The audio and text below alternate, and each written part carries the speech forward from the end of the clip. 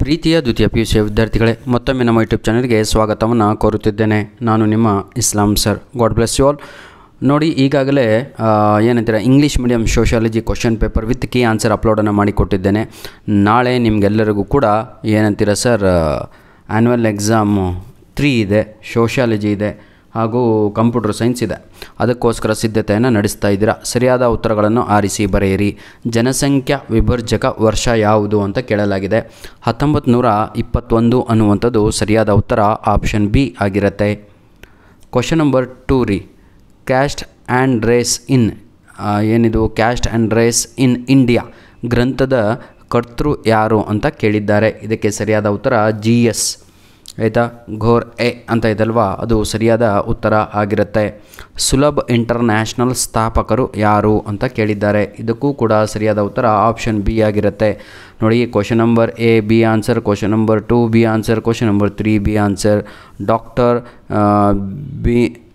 ಬಿಂದೇಶ್ವರ್ ಪಾಠಕ್ ಅನ್ನುವಂಥದ್ದು ಸರಿಯಾದ ಉತ್ತರ ಆಗಿರುತ್ತೆ.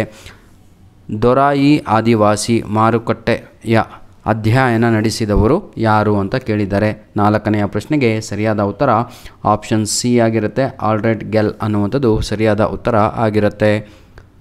ಕಾಗೋಡು ಸತ್ಯಾಗ್ರಹದ ಘೋಷಣೆ ಡ್ಯಾಶ್ ಅಂತ ಇದೆ. 5ನೆಯ ಪ್ರಶ್ನೆಗೆ ಸರಿಯಾದ ಉತ್ತರ ಆಪ್ಷನ್ ಸಿ ಆಗಿರುತ್ತೆ. ಉಳುವವನಿಗೆ ಭೂಮಿ ಎಂದರ್ಥ, ಉಳುವವನಿಗೆ ಭೂಮಿ ಅಂತ. ಈ ಕೆಳಗಿನ ಆವರಣದಲ್ಲಿ ಕೊಟ್ಟಿರುವ ಸರಿಯಾದ ಉತ್ತರಗಳನ್ನು ಆರಿಸಿ ಬರೆಯಿರಿ ಅಂತ ಇದೆ. ಭಾರತದ ಪುರಾತನ ನಾಗರಿಕತೆ ಡ್ಯಾಶ್ ಅಂತ ಇದೆ. ಹಿಂದೂ ನಾಗರಿಕತೆ ಅನ್ನುವಂಥದ್ದು ಸರಿಯಾದ ಉತ್ತರ. ಹರಿಜನ ಎಂಬ ಪದವನ್ನು ಜನಪ್ರಿಯಗೊಳಿಸಿದವರು ಡ್ಯಾಶ್ ಗಾಂಧೀಜಿ. ಲಿಜ್ಜತ್ನ ಕೇಂದ್ರ ಕಚೇರಿ ಎಲ್ಲಿದೆ? ಮುಂಬೈ. ಕ್ವಶನ್ ನಂಬರ್ 9, ಕರ್ನಾಟಕ ರಾಜ್ಯ ರೈತ ಸಂಘ ಸ್ಥಾಪನೆಯಾದ ವರ್ಷ 1980. ಭಾರತದ ಮೊದಲ ದಿನಪತ್ರಿಕೆ ಸಂವಾದ ಕೌಮುದಿ ಅನ್ನುವಂಥದ್ದು ಸರಿಯಾದ ಉತ್ತರ. ಹೊಂದಿಸಿ ಬರೆಯಿರಿ. Main question number 3, match the following. Demography, right answer is Achille Guillard. Question number 12, Panchsheel, Jawaharlal Nehru. Question number 13, ತವಳಿ, ತರವಾಡು ಕುಟುಂಬದ ವಿಭಜಿತ ಭಾಗ. Bhimasena, right answer is B Shyamasundara is the right answer. Question number 15, ಬಾರ್ಬಿ ಬಾಂಬೆ ಅಂತ ಇದೆ, ಬಾರ್ಬಿ ಡಾಲ್ ಅಂತ ಭಾಳ ಪಾಪ್ಯುಲರ್ ಆಗಿರುವಂಥದ್ದು. ಜಾಗತಿಕ ಪ್ರಜ್ಞೆ ಅನ್ನುವಂಥದ್ದು ಸರಿಯಾದ ಉತ್ತರ ಆಗಿರುತ್ತೆ. ಈ ಕೆಳಗಿನ ಪ್ರಶ್ನೆಗಳಿಗೆ ಒಂದು ಉತ್ತರದಲ್ಲಿ ಉತ್ತರಿಸಿ ಅಂತ ಇದೆ. ಈಗ ಟೋಟಲ್ ಆಗಿ 3 ಮೇನ್ ಕ್ವಶನ್ ನೋಡಿದ್ವಿ ಎ ಪಾರ್ಟಲ್ಲಿ. ಕೊನೆಯ ಭಾಗ 1 ಅಂಕದ ಪ್ರಶ್ನೆಗಳು. ಭಾರತಕ್ಕೆ ಕ್ರೈಸ್ತ ಧರ್ಮವನ್ನು ಪರಿಚಯಿಸಿದವರು ಯಾರು? ಸಂತ ಥಾಮಸ್ ಮತ್ತು ಸಂತ ಬಾರ್ಥಲೋಮ್ಸ್. ಕ್ವಶನ್ ನಂಬರ್ 17, ಅಶ್ವತ್ಥ ಕಾಯ್ದೆ ಜಾರಿಗೆ ಬಂದ ವರ್ಷ ಯಾವುದು? 1955. 18ನೆಯ ಪ್ರಶ್ನೆ, ನಾಗರೀಕರಣವನ್ನು ವ್ಯಾಖ್ಯಾನಿಸಿ. ನಾಗರೀಕರಣ ಅಂದರೆ ಏನು ಅಂತ ಇಲ್ಲಿ ಕೇಳಿದ್ದಾರೆ. ಭಾಳ ಈಸಿ ಅಲ್ವಾ ಅದು. ನಾಗರೀಕರಣ ಅಂದರೆ ಹೆಚ್ಚು ಜನ ಸಾಂದ್ರತೆಯುಳ್ಳ ಹಾಗೂ ಸಾಮಾಜಿಕ ವೈವಿಧ್ಯತೆಯನ್ನು ಹೊಂದಿದ ಜನರ ಶಾಶ್ವತ ನೆಲೆಯಾಗಿದೆ. ಲೂಯಿಸ್ ವರ್ತ್ ಹೇಳಿದ ಹಾಗೆ. ಕ್ವಶನ್ ನಂಬರ್ 19, WWW ಇನ್ನೂ ಸೂಚಿಸುತ್ತದೆ, ಅದನ್ನು ಎಕ್ಸ್ಪ್ಯಾಂಡ್ ಮಾಡಿ ಅಂತ. ವರ್ಲ್ಡ್ ವೈಡ್ ವೆಬ್ ಅನ್ನುವಂಥದ್ದು ಸರಿಯಾದ ಉತ್ತರ ಆಗಿರುತ್ತೆ.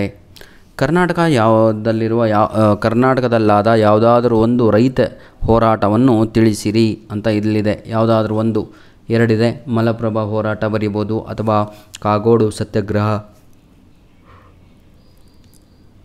ಇಲ್ಲಿಗೆ ಸಂಪೂರ್ಣವಾಗಿ ಎ ಪಾರ್ಟ್ ಕಂಪ್ಲೀಟ್ ಆಗಿ ಹೋಯಿತು.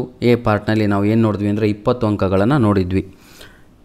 5 marks MCQs, 5 fill in the blanks, 5 match the following, 5 one word answers.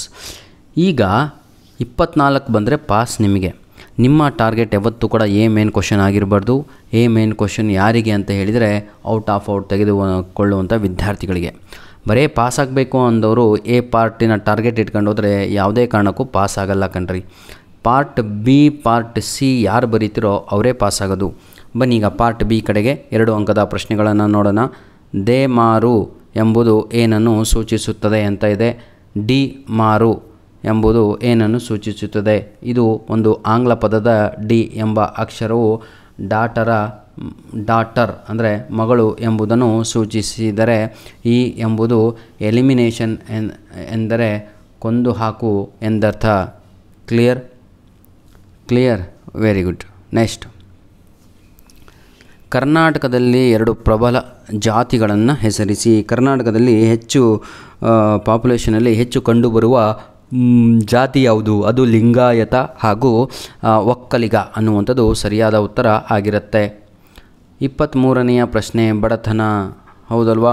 ಸೂಕ್ಷ್ಮ ಹಣಕಾಸು ಎಂದರೇನು ಅಂತ ಇದೆ. ಭಾಳ ಈಸಿ. ಬಡತನ ರೇಖೆಗಿಂತ ಕಡಿಮೆ ಇರುವ ಕುಟುಂಬಗಳಿಗೆ ಭದ್ರತೆ ಇಲ್ಲದ ಸಾಲ ನೀಡಿ ಅವರ ಆದಾಯ ಮತ್ತು ಜೀವನ ಮಟ್ಟವನ್ನು ಸುಧಾರಿಸಲು ನೆರವಾಗುವುದೇ ಸೂಕ್ಷ್ಮ ಹಣಕಾಸು ಅಂತ. ಅಂದರೆ ಮೈಕ್ರೋ ಫೈನಾನ್ಸ್ ಅಂತ. ಮೈಕ್ರೋ ಫೈನಾನ್ಸ್ ಅಂದರೆ ಅರ್ಥ ಏನ್ರಿ? ಬಡ ಜನರಿಗೆ ದುಡ್ಡನ್ನು ಒದಗಿಸಿಕೊಡುವಂಥದ್ದು, ಆರ್ಥಿಕವಾಗಿ ಆಗಿರ್ಬೋದು, ಅಥವಾ ಬಡ ಜನರಿಗೆ ಏನಂತಿರತ್ತೆ ಅವುಗಳು ಸಾಲಗಳನ್ನು ನೀಡುವಂಥದ್ದಾಗಿರುತ್ತೆ. ಗ್ರಾಮ ಪಂಚಾಯಿತಿಯ 2 ಕಾರ್ಯಗಳನ್ನು ತಿಳಿಸಿ ಅಂತ ಇದೆ 24ನೆಯ ಪ್ರಶ್ನೆ. Very easy. ಗ್ರಾಮ ಪಂಚಾಯತ್ ಕೆಲಸ ಏನು? ಕುಡಿಯೋ ನೀರು ವ್ಯವಸ್ಥೆ ಮಾಡಿಸ್ಬೇಕು ಊರಿಗೆ, ಆಮೇಲೆ ಸಣ್ಣ ನೀರಾವರಿ ನಿರ್ವಹಣೆ ಮಾಡುವಂಥದ್ದಾಗಿರುತ್ತೆ. 25 ಭೂ ಸುಧಾರಣೆ 2 ಉದ್ದೇಶಗಳನ್ನು ತಿಳಿಸಿ ಅಂತ ಇದೆ. ಮಧ್ಯವರ್ತಿಗಳ ನಿಷೇಧ, ಭೂ ಹಿಡುವಳಿಗಳನ್ನು ಕ್ರೋಢೀಕರಿಸುವುದು ಅನ್ನುವಂಥದ್ದು ಆನ್ಸರ್ ಆಗಿರುತ್ತೆ. 26ನೇ ಪ್ರಶ್ನೆಯನ್ನು ನೋಡೋಣ. ಸಮೂಹ ಮಾಧ್ಯಮದ 2 ಪ್ರಕಾರಗಳನ್ನು ತಿಳಿಸಿ ಅಂತ ಇದೆ. ಸಮೂಹ ಮಾಧ್ಯಮದ ಎಲ್ಲರಿಗೂ ಕೂಡ ಗೊತ್ತಿರುವಂಥದ್ದೇ, ಮುದ್ರಣ ಮಾಧ್ಯಮ ಆಗಿರ್ಬೋದು ಅಥವಾ ವಿದ್ಯುನ್ಮಾನ ಮಾಧ್ಯಮ ಅಂತ ಬರೆಯಬಹುದು. 27ನೆಯ ಪ್ರಶ್ನೆ ನೋಡೋಣ. ಮಲಪ್ರಭಾ ಚಳುವಳಿ 2 ಕಾರಣಗಳನ್ನು ತಿಳಿಸಿ ಅಂತ ಇದೆ. ಸ್ಥಿರ ಬೆಲೆ ಪ್ರಶ್ನೆ, ಲೇವಿಯ ಪ್ರಶ್ನೆ ಅನ್ನುವಂಥದ್ದು ಉತ್ತರ ಆಗಿದೆ. 28ನೆಯ ಪ್ರಶ್ನೆ, ಜಾಗತೀಕರಣಕ್ಕೆ ಸಹಾಯಕವಾದ 2 ಅಂಶಗಳನ್ನು ತಿಳಿಸಿ ಅಂತ ಇದೆ. ಜಾಗತೀಕರಣಕ್ಕೆ 2 ಯಾವುದಾಗಿರ್ಬೋದು? ಕ್ರಿಯಾವಿಧಿಗಳು ಹಾಗೂ ವಿವಾಹ ಆಗಿರಬಹುದು. ಆಯಿತಾ? 29ನೆಯ ಪ್ರಶ್ನೆಗೆ ಅದೇ ಅಲ್ವಾ ಅದನ್ನು 2 ಅಂಶಗಳು. ಜಾಗತೀಕರಣ ಮಾಹಿತಿ ಮತ್ತು ಸಂವಹನ ಅಂದರೆ ಕಮ್ಯುನಿಕೇಷನ್ ಅಂತ. ಮಾಹಿತಿಗಳ ನಿರಂತರ ಹರಿವು ಅನ್ನುವಂಥದ್ದು ಜಾಗತೀಕರಣಕ್ಕೆ ಸಹಾಯವಾದ 2 ಅಂಶಗಳಾಗುತ್ತೆ. ಸಂಸ್ಕೃತಾನುಕರಣ 2 ಅಂಶಗಳನ್ನು ತಿಳಿಸಿ, ಅದಕ್ಕೆ ಕ್ರಿಯಾವಿಧಿಗಳು ಹಾಗೂ ವಿವಾಹ ಅನ್ನುವಂಥದ್ದು ಸರಿಯಾದ ಉತ್ತರ. ಈಗ ಹೀಗೆ ನಾನು ಹೇಳ್ತಾ ಹೋದರೆ ಇದು ಫುಲ್ಲು ತುಂಬೋಗ್ಬಿಡುತ್ತೆ. ಇದರಷ್ಟು ಈಸಿ ಕ್ವಶನ್ ಪೇಪರು ಜೀವನದಲ್ಲೂ ಬಂದಿರಲಿಲ್ಲ, ಆದರೆ ಬಂದುಬಿಟ್ಟಿತ್ತು. ಮಕ್ಕಳಂತೂ ಔಟ್ ಆಫ್ ತೆಗೆದು ಹೋಗ್ದಿದ್ರು. ಇದೇ ನಿಮಗೆ ಬರಲಿ ಅಂತ ದೇವ್ರ ಹತ್ರ ನಾನು ಆಶಿಸುತ್ತೇನೆ. ಯಾಕಂದರೆ ಒಂದು ಕ್ವಶನ್ ಬಿಟ್ಟರೆ ಪಾರ್ಟ್ ಸಿನಲ್ಲಿ ಎಲ್ಲ ಜನರಲ್ ಟಾಪಿಕ್ ಇದೆ ನೋಡಿ. ಈಗ ಅವಿಭಕ್ತ ಕುಟುಂಬದ 5 ಲಕ್ಷಣಗಳನ್ನು ವಿವರಿಸಿ. ಅವಿಭಕ್ತ ಕುಟುಂಬ ಅಂದರೆ ಜಾಯಿಂಟ್ ಫ್ಯಾಮಿಲಿ ಅಂತ. ಜಾಯಿಂಟ್ ಫ್ಯಾಮಿಲಿ ಅಂದರೆ ಪೀಳಿಗೆಗಳ ಸಮಾವೇಶ, ಸಾಮಾನ್ಯ ಮನೆ ಅಥವಾ ವಾಸಸ್ಥಳ, ಸಾಮಾನ್ಯ ಅಡುಗೆ ಮನೆ. ಸಾಮಾನ್ಯ ಅಂದರೆ ಕಾಮನ್ ಕಿಚನ್ ರೂಮ್ ಅಂತ. ಸಾಮಾನ್ಯ ಮನೆ ಅಂತ ಹೇಳಿದರೆ ಕಾಮನ್ ಹೌಸ್ ಅಂತ, ಎಲ್ಲರಿಗೂ ಕೂಡ ಒಂದೇ ವಾಸಸ್ಥಳ ಅಂತ. ಹೌದಲ್ವಾ?